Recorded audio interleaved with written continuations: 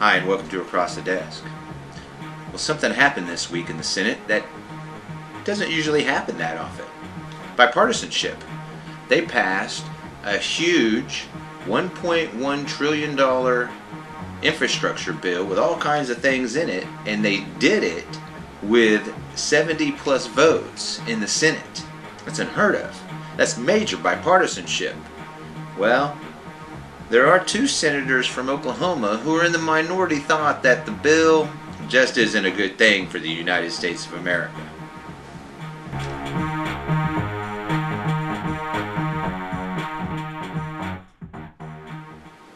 Well, here we have it. Two senators from Oklahoma, Jim Inhofe and James Lankford, voted no on the infrastructure bill. And, of course, they think this is a political win. This is all politics for them. Because you see, it's not that they don't want the money to come to Oklahoma, because you can't miss a Jim Inhofe post where he's talking about how he wants money for infrastructure in the millions of dollars to come to Oklahoma. But, you know, at the end of the day, he's going to vote against the infrastructure bill. So you know when he talks one side of his face and then does another, it's all about politics for Mr. Jim Inhofe. That's exactly what this is for him. Really, he's probably term limited because he's going to be really, really old come the end of this term that he's serving. If he lives through it, through his old age, to that long.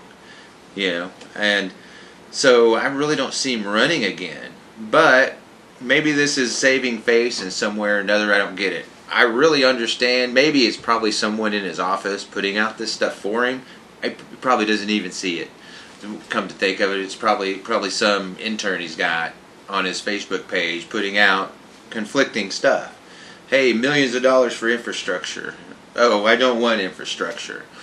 So when you look at that, you're thinking, okay, Jim, this is obviously you playing politics. Same thing with James Lankford.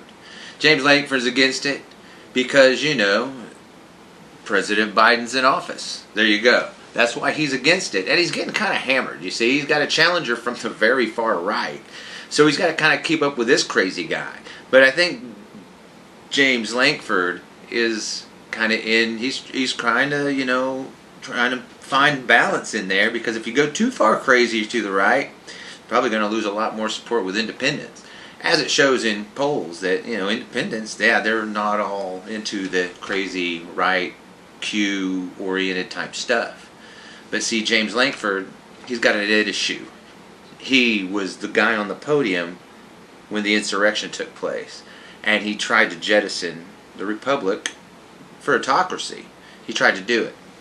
And it failed spectacularly. So he's lost credibility with people on the left and the right. So this is a way for him, I guess it's probably more important, that he appeals to those people on the right probably more than anybody else. That's probably his line of thinking. So he's trying to gain that credibility back. That, hey, I'm a conservative, and I really care about, you know, making sure Republicans only win. So that's what this is about. Because, see, Jim Inhofe and James Lankford don't see the infrastructure bill that was passed as a win for the United States citizen or America in general. They see it as a win for Democrats. That's what they do. They see it as a win for the opposing team. And so they can't support it. And that's how they view this whole thing through that lens. Now, I don't know why the minority of senators chose to not support the infrastructure bill. Maybe they feel beholden to Trump. I don't know. Because he was against this thing and said, I'll find people to primary you if you don't vote for it. I mean, I don't know. James Lankford already has somebody. So maybe it would have got worse for him if he did. But that's what this is all about. See? It's not about there's an infrastructure bill that they disagree with. It's that there's an infrastructure bill that was put forth while a Democrat is president. See? And this is a Democratic placed bill, of course, and they control both chambers of Congress, the Senate and the House. So the first step was we got this through the Senate. It's going to go to the House. It probably will go back to the Senate, I imagine. And we'll see what happens with this infrastructure bill. But the 1.1 trillion part was passed. And this is where we're at. We have two senators in Oklahoma that aren't for it.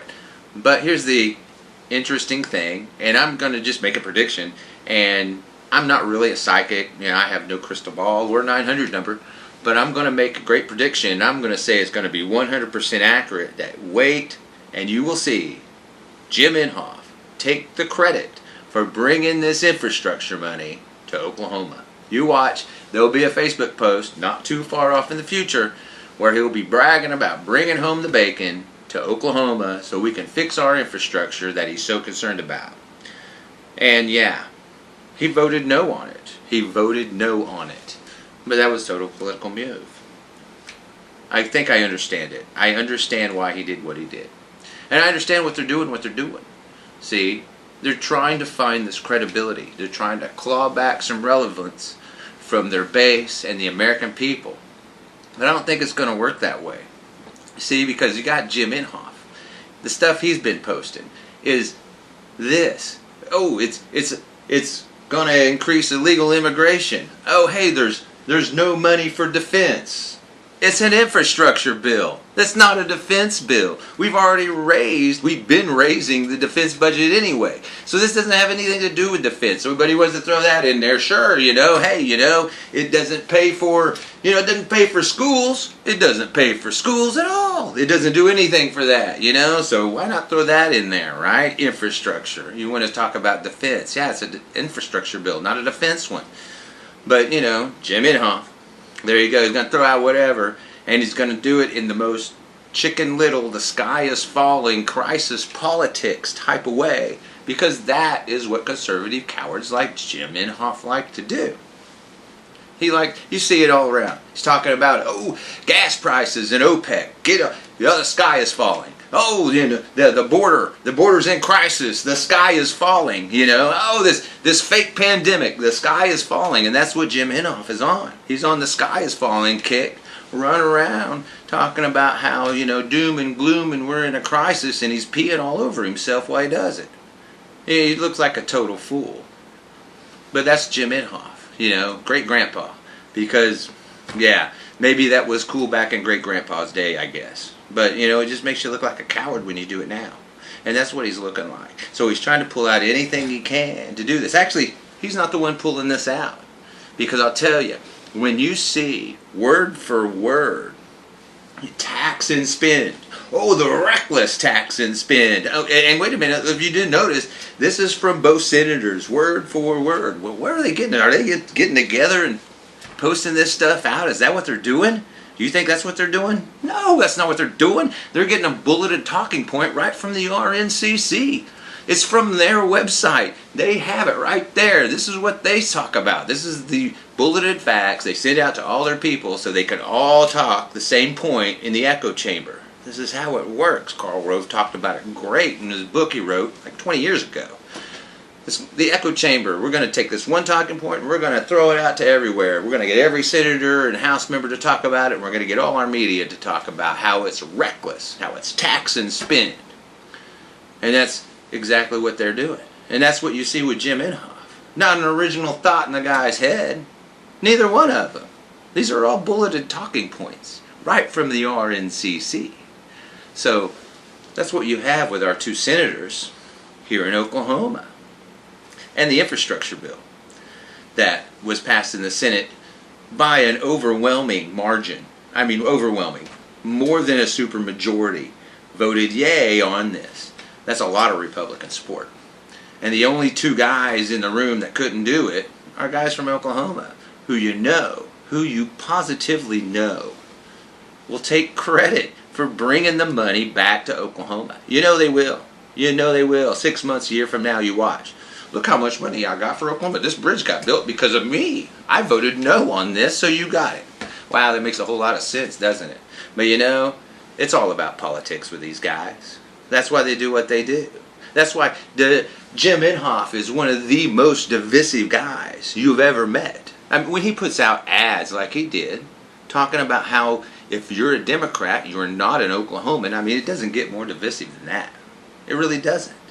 The guy really hates liberals and Democrats, his own fellow American citizens that make up more than half the country. He hates them, can't stand them.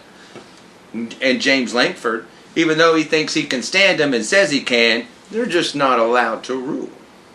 See? Because God said that conservatives have the divine right to control the destiny of the United States of America. And that's how he feels about it. And that's why they're against this bill. Not because they think it's a bad idea, even though they say it is. Well, it's a bad idea because President Joe Biden is there and he's the guy who's going to sign off on it. And it's going to make it look like a win for Democrats is how they see it. Instead of a win for everybody. It's a bipartisan win. It really is a big bipartisan win. They should take credit for this.